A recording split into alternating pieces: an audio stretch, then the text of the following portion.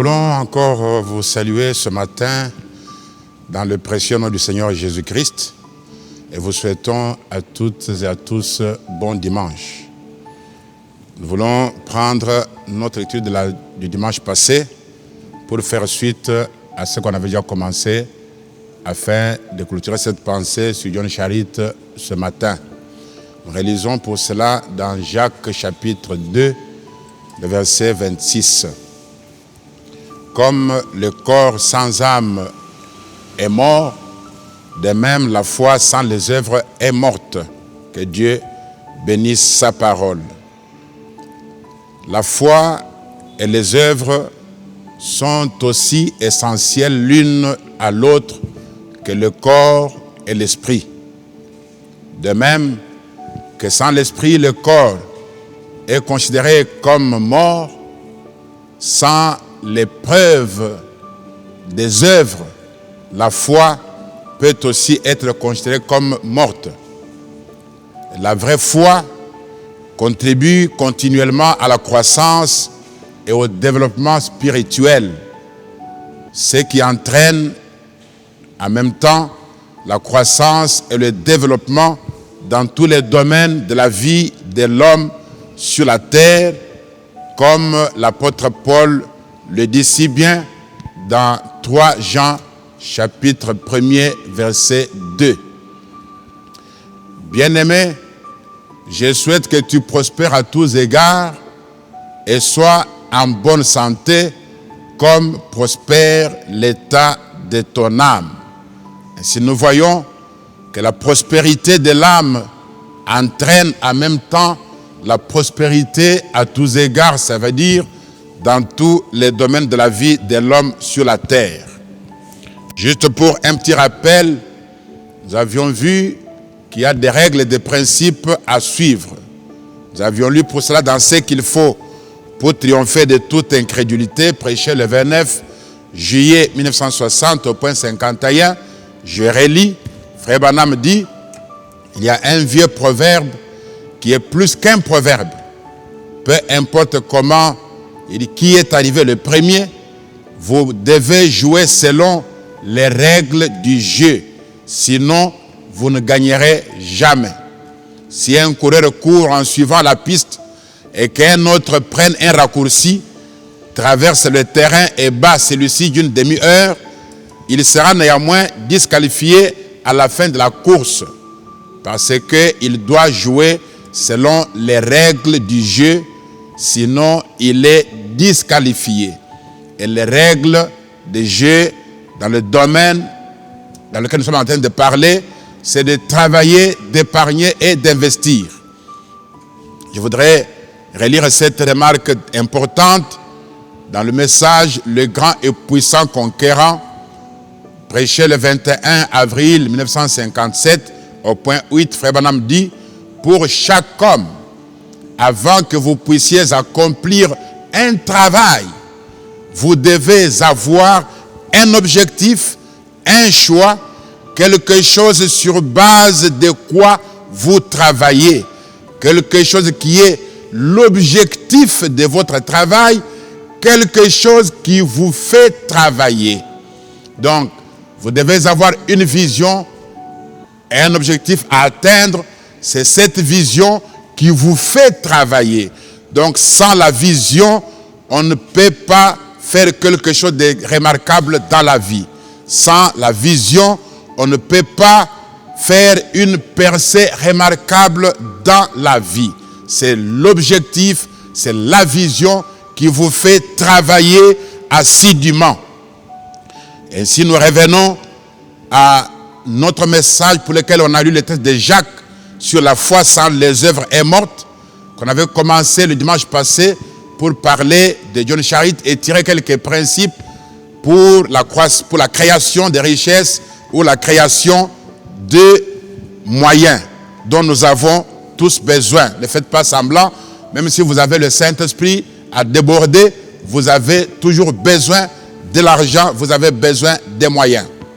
Au paragraphe 12, dans la foi sans les œuvres est morte, prêché le 22 août 50, Frère Branham dit ceci, et ainsi, il a donc remis tout ce qu'il avait Et cette nuit-là, il ne savait où amener sa femme. Ils ont trouvé un camp de touristes où on payait 75 cents. Et ils sont restés dans ce camp cette nuit-là. Et ils gagnaient 25 cents par heure en cassant du béton dans la rue, c'est vrai. Travaillant chaque jour. La vision vous fait travailler chaque jour. C'était un grand homme qui pesait environ 225 livres, ce qui équivaut à 112 kg et demi. Et environ une semaine plus tard, une dame riche lui a dit qu'elle reculerait quelques-uns de ses meubles dans son garage et lui demanda d'habiter dans son garage, là, vers la montagne Camelback. Vous savez où ça se trouve? C'est une sorte d'endroit très aristocratique de la région, donc un quartier de bourgeois. Elle a dit, vous, si vous entretenez ma cour, vous venez et arroser le gazon, ainsi de suite. Elle a dit, vous pouvez habiter dans mon garage gratuitement, donc à condition de devenir un jardinier. Vendeur de pommes, casseur de béton, il paye une maison qu'il donne à l'œuvre missionnaire et maintenant il est jardinier, logeant dans un garage. Pourquoi Dieu a-t-il permis que Charit aille loger chez cette femme riche? Il y a un autre principe qui se dégage, c'est le 5e que nous prenons aujourd'hui. Fréquenter ceux qui sont riches ou fréquenter ceux qui ont réussi, pas pour leur demander de l'argent, mais pour leur demander conseil et observer leur mode de vie. Voilà pourquoi Dieu devait lui donner l'occasion d'être à côté d'une personne riche, car vous devez fréquenter les personnes qui ont réussi si vous voulez vous aussi réussir. Frère Branham a prêché plusieurs fois le message, l'influence d'un autre, et c'est ici que ça trouve sa place. Il dit, dis-moi qui tu fréquentes et je te dirai qui tu es. Mais si vous ne fréquentez que des voyous, ou si vous fréquentez des personnes sans vision, toujours négatives, vous fréquentez toujours les gens qui ne parlent que des pertes et des échecs, des jaloux et des gens qui se lamentent tout le temps, qui ne font que s'inquiéter, qui ne font que critiquer ceux qui ont réussi. Ils ont fait des fétiches et ils ont fait cela. Alors je voudrais vous assurer que vous n'êtes pas sur la voie de la réussite. Si vous voulez réussir, fréquentez des personnes positives. La Bible dit dans Jérémie 6, verset 16, la Bible dit, ainsi parle l'Éternel, placez-vous sur les chemins et regardez. Avant de commencer quoi que ce soit, observez, regardez et demandez quels sont les anciens sentiers, quelle est la bonne voie, et marchez-y et vous trouverez le repos de vos âmes. Mais les gens répondent, nous n'y marcherons pas. Sur la voie dans laquelle vous voulez vous engager ou vous voulez entreprendre, il y a des personnes qui ont marché dans cette voie avant vous. Il y a des gens qui ont réussi dans cette voie avant vous, que ce soit dans les immobiliers, dans l'élevage, dans la plantation ou dans n'importe quel type d'entrepreneuriat. Il y a des gens qui vous ont précédé dans ce domaine-là et qui ont réussi dans ce domaine-là. Voilà pourquoi placez-vous sur les chemins, regardez et demandez quels sont les anciens sentiers, quelle est la bonne voie à suivre et marchez-y. Et alors, nous voyons qu'en ce moment-là, où Charit est dans le garage, après avoir donné sa maison à l'œuvre missionnaire, les choses étaient devenues tellement obscures pour lui. Quand Charit devient jardinier, dormant au garage, je voudrais vous assurer que c'est alors qu'il était plus près de la richesse que quand il avait sa maison. De même que Joseph, en prison, était plus près du trône que quand il était chez Potiphar. Je voudrais vous dire que quand les choses semblent être sombres et que vous avez des difficultés, la solution se trouve dans le problème. L'échec renferme en lui-même la semence de la réussite. Et s'il y a devant vous un obstacle, montez là-dessus et marchez là-dessus. Montez sur la vague et elle vous élèvera plus haut. Ne laissez pas la vague vous submerger. Charit n'avait pas commencé à penser, c'est comme ça que les églises ruinent et appauvrissent les gens. Voilà, j'ai donné à l'œuvre missionnaire, maintenant je me vois au garage, j'ai réduit à être un jardinier alors que j'avais une maison. Il n'a pas pensé comme ça. Jamais il n'a regretté d'avoir obéi à Dieu en faisant l'offrande de sa maison au prédicateur. Au paragraphe 13 de ce même message, Frère Branham dit, et il est allé de l'avant, et il est resté dans cette situation environ une année. Il a vécu une bonne vie chrétienne. Finalement, la jeune dame chez qui il vivait était une multimillionnaire, et elle avait vu son intégrité. Il était un chrétien juste comme Daniel à Babylone.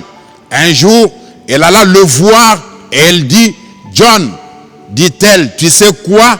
Hier soir, le Seigneur m'a parlé dans un songe et a dit que je dois te prêter $10 000 pour une affaire. Eh bien, a-t-il dit, madame, je ne peux même pas, je ne serai jamais un homme d'affaires. Quelle leçon on tire ici? C'est le 6e. Charit ne veut pas compter sur ses propres capacités. Si sur son ancienne expérience, il ne veut pas compter là-dessus. Si nous étions à sa place, nous aurions dit, mais au lieu de 10 000, avec les capacités que j'ai déjà épargné, j'ai déjà payé une maison, est-ce que tu ne peux pas me donner 20 ou 30? On aurait demandé plus. Je suis un ancien commerçant, j'ai acheté une maison, j'ai déjà fait ceci, j'ai fait cela. Non. Charit, lui, il dit, je ne serai jamais un homme d'affaires. Et là, Frère Branham a prêché, parce que nous parlons sur lire autrement le message. Branham a prêché la force parfaite dans la faiblesse parfaite. C'est quand vous êtes incapable que Dieu peut manifester ses capacités en vous. John Charit est resté intègre dans cette situation. Il est resté chrétien même dans la difficulté. Il y en a beaucoup qui perdent facilement leur expérience, soit quand ils deviennent avec les moyens ou quand ils les perdent. Mais John Charit est resté le même avant, pendant et après. Frère Branham dit, et la femme a dit, mais le Seigneur m'a demandé de le faire. Et voici le chèque. Il a répondu, eh bien, je ne peux pas vous laisser faire cela. Il ne voulait pas prendre ce chèque. Il a dit, je ne veux pas de $10 000 dans mon... Non. Alors elle a dit, mais le Seigneur m'a dit de te les donner. J'ai vu que tu es un homme bon et honnête. Et je t'ai vu lire la Bible. Et je me suis procuré une Bible et je l'ai lue. Et le Seigneur m'a dit de te donner le chèque, de te prêter cela $10 000 pour faire des affaires. Dieu voyait Charit un homme d'affaires, mais Charit se voyait lui incapable de le faire. Parce que c'est dans la faiblesse parfaite que se manifeste la force parfaite de Dieu. Ici, nous voyons que la femme témoigne que Charit était un homme intègre, il était un homme bon qui lisait sa Bible. Oh, l'honnêteté finit toujours par payer. Vous devez amener les gens à vous croire. Rappelez-vous, Charit croyait Dieu et sa femme le croyait. Et ici, même cette femme multimillionnaire croit Frère Charit. Vous devez amener les gens à vous croire. Si personne ne vous croit, personne qui vous fait confiance, vous ne réussirez jamais. Même si vous avez beaucoup d'argent. Le même Dieu qui a dit à Charit de lui donner sa maison, de la donner à ce prédicateur, il dit à cette femme de lui donner $10 000. Le prédicateur quitte le camp pour touristes et entre dans la maison qui appartient à Charit. Et Charit quitte sa maison pour aller au camp de touristes. Et là-bas, la femme la récupère pour la mettre au garage parce qu'elle devait fréquenter les gens qui sont riches, qui ont une bonne influence. Et là, nous voyons que le chemin pour monter, c'est toujours de descendre. Au paragraphe 14, Frère Branham dit ceci. Alors, on va tirer une autre leçon. Là, c'était la 7e. Au point 14, il dit, alors, il prit le chèque. Il ne savait quoi faire. Ainsi, il est allé de l'avant. Et un soir, il s'est promené et il a vu une petite vieille maison de 5 pièces qu'on vendait à 2000 $. Il est donc parti et il a encaissé le chèque. Il a acheté cette maison à 2000 $. Et ils sont allés, sa femme et lui, et ils se sont mis à casser le plâtre de la maison et ils ont bien replâtré et ils ont commencé à travailler à la maison, lui et sa femme. Oh, et après, il a vendu cette maison à 6000 $. Nous remarquons ici le 8e principe. Charit n'a pas encaissé l'argent tant qu'il ne savait pas dans quoi le placer. C'est jusqu'à ce qu'il ait trouvé la maison qu'il est allé prendre l'argent. Quand il a vu cette maison que l'on vendait à 2000, ça veut qu'il est allé prendre l'argent. Très souvent, les gens vont aller prendre l'argent s'ils étaient dans le cas de Charit. Vite, on se cherche un bon appartement, on quitte le garage, on change de situation directement avec l'argent qui ne vous appartient pas. Et c'est ce que beaucoup de frères font quand ils vont prendre 5000 à une microfinance. Et c'est dans cet argent qu'il épuise tous ses besoins avant même de rembourser l'argent d'autrui. Non, vous devez d'abord travailler durement et rembourser tout l'argent parce que c'est seulement ce qui vous reste qui est votre argent. Et Charit n'a pas fait le patron. Il n'a pas dit, je vais déjà commencer à engager des peintres, je vais commencer à engager des maçons, à engager les gens pour faire cela. Lui-même et sa femme, ils sont devenus peintres. Mais nous, on trouve souvent avec 500 $, on engage 3 personnes pour travailler pour vous avec 500 $. Mais Charit a payé cette maison. Il a investi son argent là-dedans. Il n'est pas vite devenu patron. Laissez Dieu faire de vous un patron. Ne vous élevez pas pour vous-même. Que le premier travailleur de votre entreprise soit vous-même. Que le premier fermier de votre ferme soit vous-même. Soyez là à temps. Transportez les cartons. Faites toutes ces choses. Charit est en train de replâtrer la maison avec sa femme. Parce que aussi, il y a un autre principe. Il faut réduire sensiblement, diminuer les dépenses pour maximiser les recettes. S'il avait déjà engagé les gens, il devait payer les gens et il n'aurait pas gagné ce qu'il avait gagné en travaillant lui-même. Ça, c'est un principe important, surtout chez nous ici, où on veut trop vite devenir patron. Non. Laissez Dieu vous élever. Frère Branham continue et il dit, aujourd'hui, la fortune de John Charit s'élève à $1,5 million.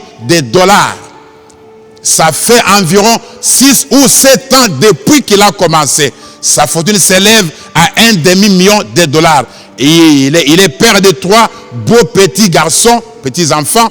Et il a dit, frère Branham, si le docteur Sutton avait refusé de prendre la maison, je ne serais pas allé au garage, je n'aurais pas rencontré cette femme, je n'aurais pas eu les $10 000 et je ne serais pas ce que je suis aujourd'hui. Oh, remarquez très bien, pour atteindre depuis qu'il a commencé, il a fait 6 à 7 ans pour aller de 0 à $1,5 million. Ça a pris 6 à 7 ans. Mais nous voulons nous enrichir le même jour. Voilà pourquoi nous ne sommes jamais devenus riches. Ça a pris à Charit 6 à 7 ans pour atteindre $1,5 million. Et si vous avez une grande vision, au lieu de parler de $500 000, parlez déjà de $1,5 million. Voyez déjà les millions dans vos mains. Oh mes frères, un tel parcours exige beaucoup de travail, beaucoup de sacrifices et beaucoup d'humilité et l'honnêteté, l'intégrité et la pureté de la vie et une confiance en soi, une confiance dans sa vision et aussi une dépendance totale à Dieu. Et c'est ce qu'était Charit. Nous voyons comment il travaillait dur, comment il cassait le béton, comment il est allé être jardinier. Tout ce qu'il devait faire, il le faisait avec beaucoup de zèle, avec beaucoup d'énergie, avec beaucoup de grâce, tout en gardant son expérience chrétienne qu'il n'a jamais perdue, ni à cause des temps, ni à cause des circonstances. Humble. Charit était humble, intègre. Même l'autre femme qui n'était pas païenne a acheté la Bible à cause du témoignage de John Charit. Mais toi, tu as déjà influencé qui? La Bible, tu n'as même pas le temps de la lire. Tu penses que tu es tellement occupé en faisant beaucoup de mouvements sur place, aucun progrès. Et la Bible a été jetée depuis longtemps. Mais Charit lisait la Bible et la femme l'a vu lire la Bible. Elle a appelé la Bible, c'est alors que Dieu lui a parlé en songe. Oh, quelle gloire! Quelle gloire! C'était là le 9e point. Un tel parcours exige beaucoup de travail, de sacrifices dans l'humilité, l'honnêteté, l'intégrité et la pureté de la vie. Une confiance en soi et dans sa vision et une dépendance totale à Dieu. Dans un autre message, vous croyez maintenant, prêché le 7 mars 54, Branham parle au point 11 de John Charit. Il dit, et beaucoup parmi vous connaissent John Charit, comment il est devenu ce qu'il est maintenant grâce à l'humilité de son cœur. Toi, juste $500, 1000 en poche, tu deviens tellement orgueilleux, tu penses que le monde entier doit dépendre de toi, l'église doit dépendre de toi, tu penses que le ministère n'existe pas, l'argent remplace le Saint-Esprit, et cela, c'est peut-être 10 000, 15 000 $ seulement. Mais Charit, avec cette fortune, il est resté humble. Et Branham dit, il est devenu ce qu'il est maintenant grâce à l'humilité de son cœur. Oh, combien Dieu sait élever les humbles. Plus vous humiliez, plus Dieu va vous élever. Il dit, quand un ministre était venu ici, John Charit possédait une petite cabane comme maison, celle qu'il avait donnée, et ce ministre n'avait rien.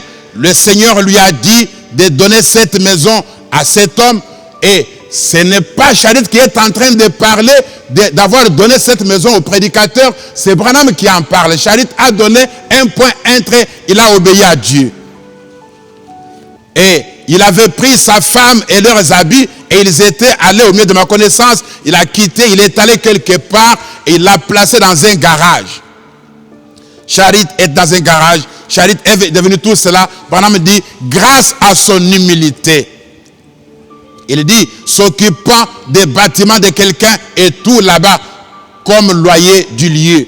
Il travaillait là. Et il a dû emprunter à quelqu'un dans la ville assez d'argent pour commencer une affaire. Il s'agit ici du chèque de 10 000 qui lui avait été donné par cette femme. Et vous savez ce que Dieu a fait pour John Charit. Frère Branham dit, il ne s'est jamais enflé, il n'est jamais devenu orgueilleux.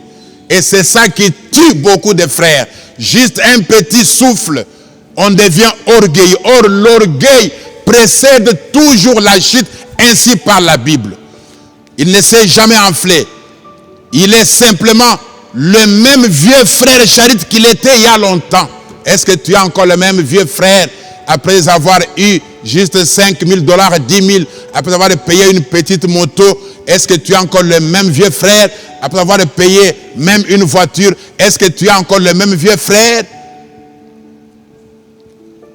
Frère Branham dit, oh, je ne sais pas. J'espère qu'il ne se fâchera pas contre moi pour avoir dit cela, pour avoir dit son histoire. Mais il n'y a pas longtemps, cet homme était dans les rues de la ville en train de vendre des pommes à 1 centime la pièce pour prendre soin d'une vieille mère.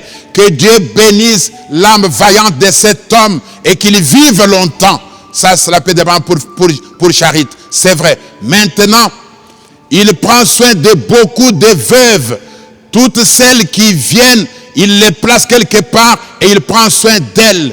Dieu les bénisse.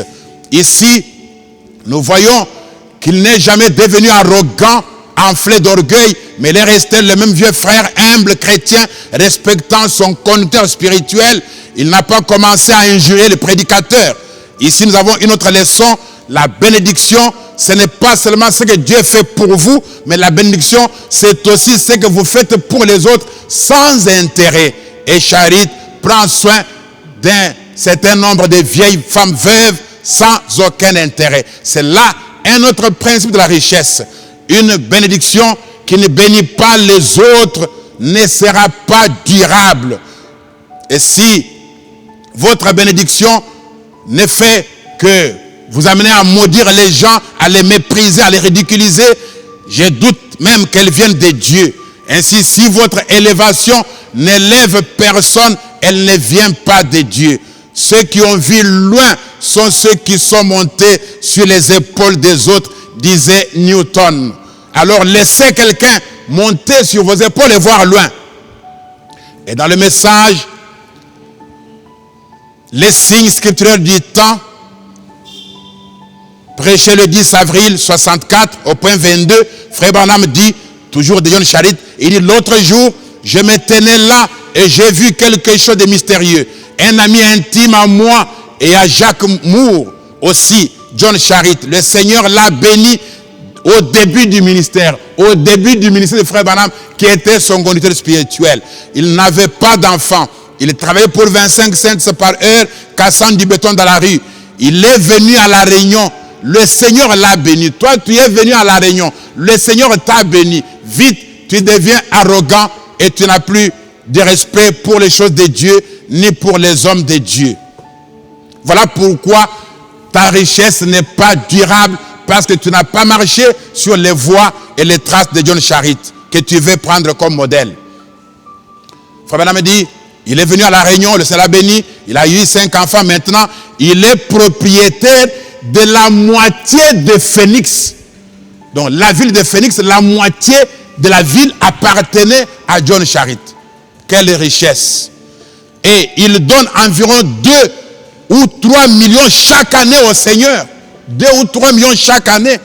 Mais il n'y a pas longtemps, j'étais dans sa ferme, dans l'une de ses fermes, là où il avait 1500 Mexicains qui travaillaient d'arrache-pied, et tout un comté avec rien que du coton, des pommes de terre, comté après comté, c'est à lui seul.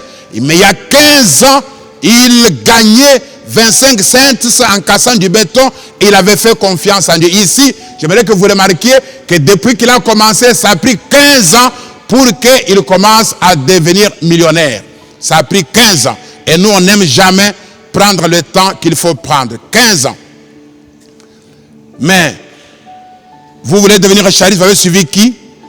Alors, un autre principe ici, nous voyons que la moitié de Phoenix, les maisons lui appartenaient, mais il y avait aussi des fermes et des plantations. Quel est le principe? Ne mettez pas tous les œufs que vous avez dans un seul panier.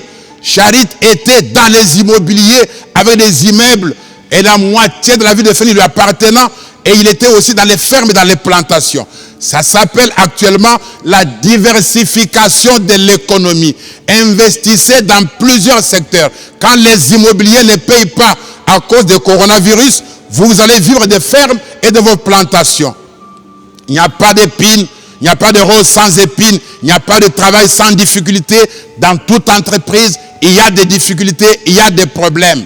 Mais au lieu de nous laisser abattre par les obstacles, nous devons apprendre à les utiliser à notre avantage. Chaque difficulté dans le travail est une occasion de pratiquer des vertus telles que la patience, le courage, la persévérance, l'humilité, la justice et la créativité. Nous avons le choix d'interpréter notre échec ou notre obstacle. Nous pouvons interpréter notre échec comme la fin du monde, et ça va être la fin du monde, et ça va vous décourager complètement.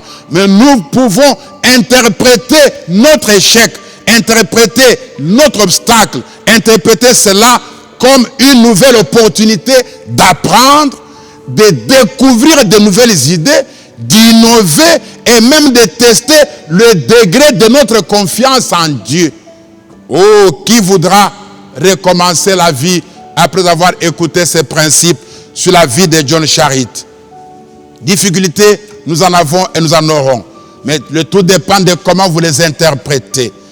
Qui voudra recommencer et se placer sur la voie de John Charit? Je voudrais dire juste un petit mot de prière. Dieu notre Père et notre Roi, ta parole a été libérée, Seigneur Jésus. Toi, le grand enseignant, enseigne ceci au cœur de tes fils et de tes filles, afin que ça produise des fruits et que ça change de vie pour la gloire du Père. J'ai ainsi prié au nom de Jésus notre Dieu. Amen. Dieu vous bénisse et à dimanche prochain.